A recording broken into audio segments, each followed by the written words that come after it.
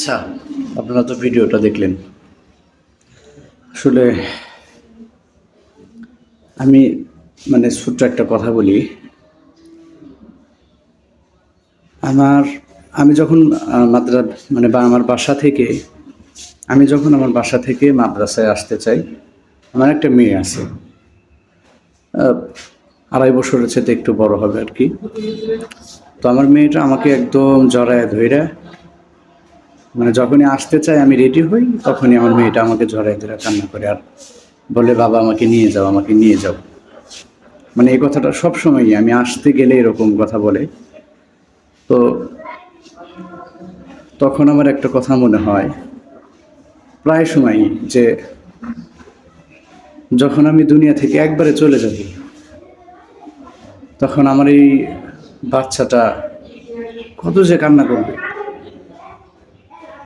বাবা বাবা বলে ডাকবে। আপনারা তো এই ভিডিওটা দেখলেন, হাদি ভাইয়ের সন্তান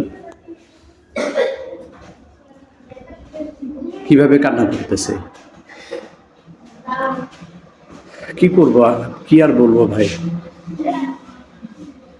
মানুষের বুকটা এতটুকু পরিমাণও কাঁপলো না। এই ছোট বাচ্চা তার বাবাকে হারাইলো, মা তার সন্তানকে হারাইলো, স্ত্রী তার স্বামীকে হারাইলো। এখন আমাদের সবার একটাই কথা, আমাদের হাদি ভাইয়ের খুনিকে ধরতে হবে। সরকারকে উদ্দেশ্য করে বলছি,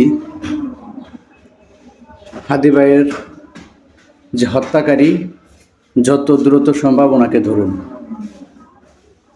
আর আমরা সকলেই হাদি ভাইয়ের জন্য দোয়া করব, আল্লাহ তাআলা যেন ওনাকে শহীদি মর্যাদা দান করে।